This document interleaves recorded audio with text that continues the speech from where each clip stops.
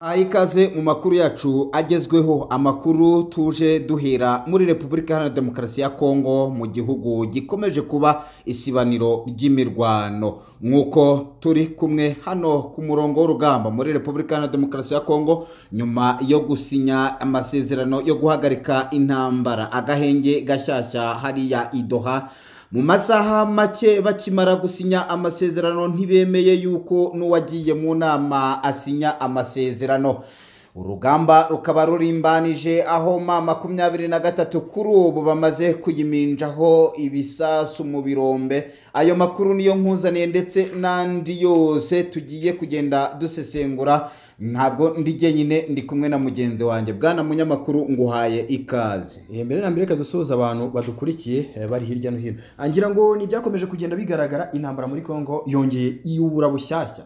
Yubuye bushyashya mu gihe iyi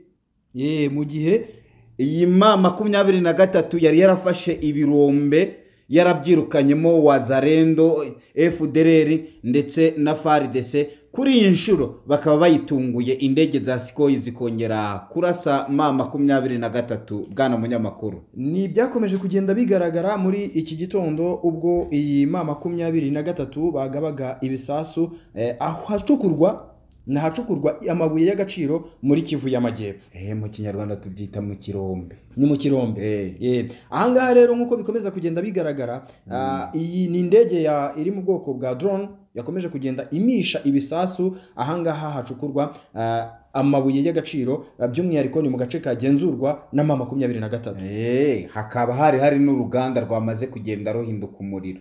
Nkuko bikomeza kugenda bigaragara guverinoma ya Repubulika ya Demokarasi ya Kongo yagaragaje ubushake buke bwo guhagarika amahoro n'ihuriro rya AFC Alliance Fleuve Congo.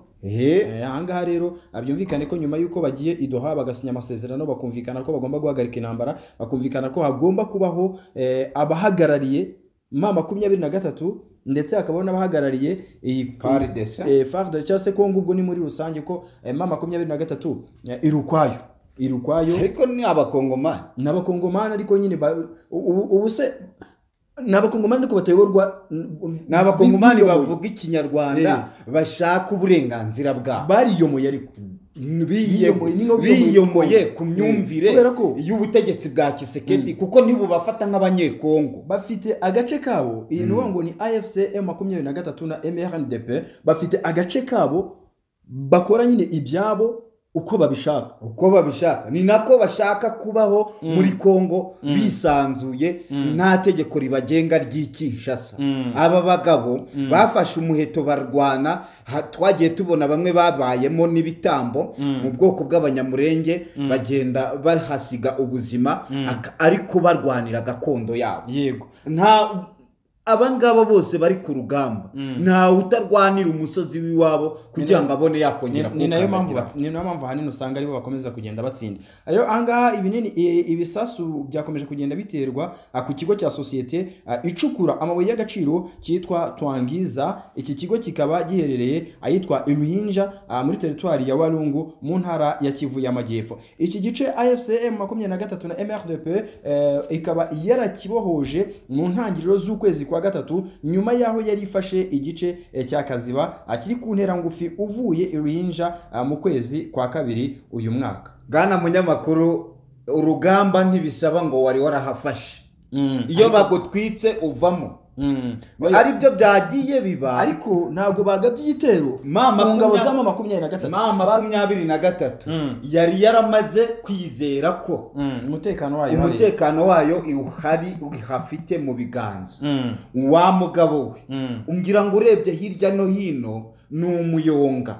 Ubu ngubu drone zamaze kuhashwanyaguza zitwika abasirikare ba M23 bamwe bavamo abandi bakomerekeramo abandi basigara bahigana n'ababateye.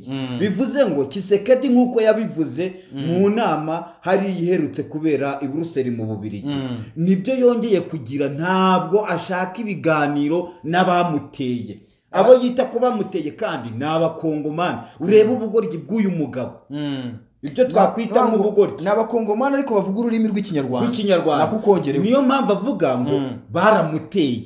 Ubuzima babo ko bamuteye se n'abakongomani bavuga ururimi rw'ikinyarwanda byumvikane ko we atayumva ko abo bavuga ururimi rumwe ari naho baje baturuka. Igiswahili cyo ntibakizi, abangaba harimo n'abavuga igiswahili baranakivuga, icyongereza se cyo ntibakizi barakivuga, ariko abenshi muri abangaba kuko iyi ntambara ibera mu burasirazuba bwa Kongo imaze imyaka irenga 30 irwana. Noneho rero muri iyo myaka 30 hari abahungiye mu Rwanda, hari abahungiye Uganda, hari abagiye bahungira Kenya, hari n'abagiye Burundi. Abangaba rero bivugwa yuko ari bo bongeye bakihuza n'ubundi, barongeye barihuza bagaba igitero. Rega buriya wankubita ukanesha ukanyirukana, ariko mu gihe nabyaye abana banjye nzababwira amavu n'amavuko aho tuvuka.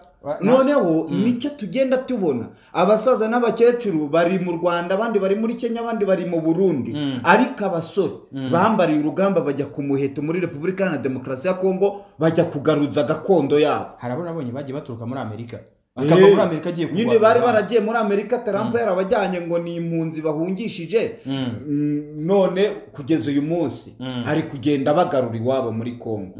Uyu mugabo Trump akaba ari kumwe mu gakino kamwe na Kisekedi. Kubera mu gakino kamwe na Kisekedi, kandi Kisekedi avuga ko Trump ari kumwe na president, aravuga ati muramutse mubishatse iyi ntambara yahagarara. Avuga ati Trump abishatse, wabonye Kagame abishatse intambara yahagarara. Wabonye ukuntu Trump yashimiye perezida Kisekedi n'abamuherekeje bagiye mu nama y'Idoha ko bemeye ku meza y'ibiganiro ko imirwano igiye guhagarara ku mpande zombi, bakajya kugenzura ibice birwana ntibongere kurwana, intambara igahagarara. None se ubu nimba wagiye mu nama batanemeye ko asohoka mu nama ngo asubire Kinshasa ajye kubabwira uko byagenze, bagahita barekura drone. Ariko si Trump, Kisekedi yamaze kwiyungana Evariste Ndayishimiye kuri ubu.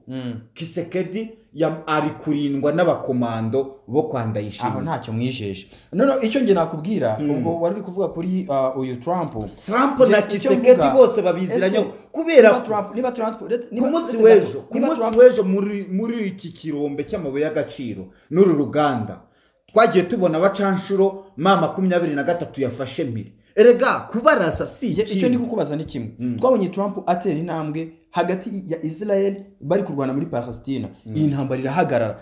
Trump yananirwa guhagarika M23 irwana na Kongo. Ntayo yahagarika. Genaza kuguhagarika uri urwana uburenganzira bw'iwabo. Nta bushake bugaragara.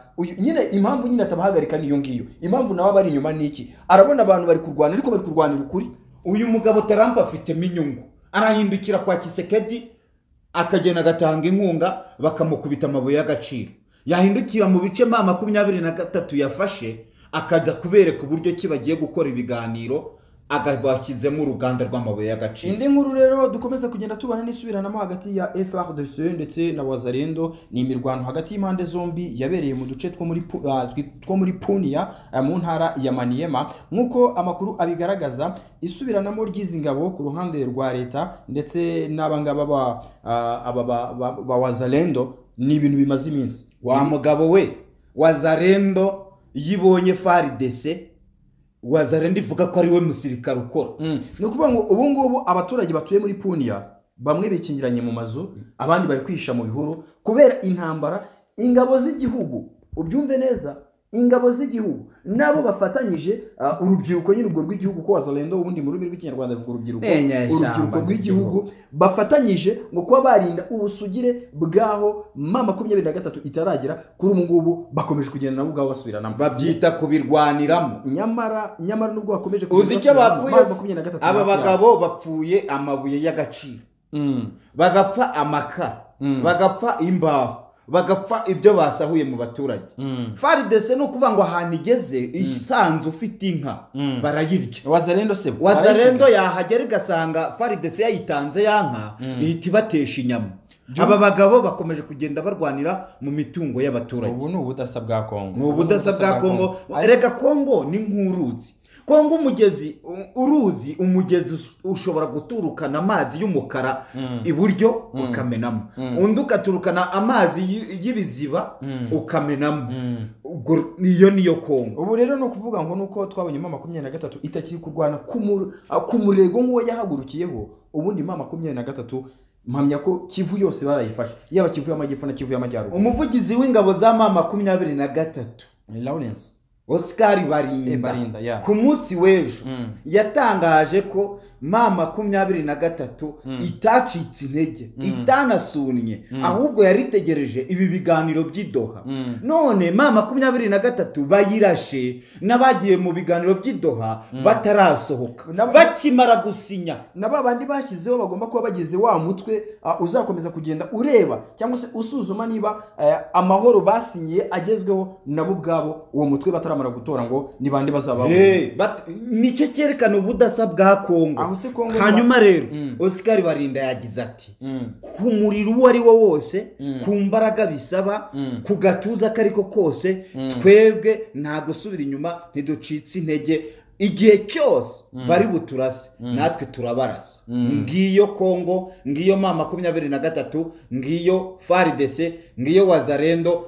Abaturanyi rero ba FARDC na Wazalendo b'abakomando b'abarundi nabo kuri ubu baje kurinda Perezida Tshisekedi ari mu rwego rwo kugenda birinda guhura na Red Tabara. Uko Red Tabara nayo yamaze kubitera ibitero nshuma mu Bujumbura. Aho ngaho ni baba bari kwikanga yuko iyi M23 yaba nkurikije ahantu igeze, niba ngira ngo twabonaga mu minsi yashize iri Shabunda twakubwiye kiri hafi ya Maniema.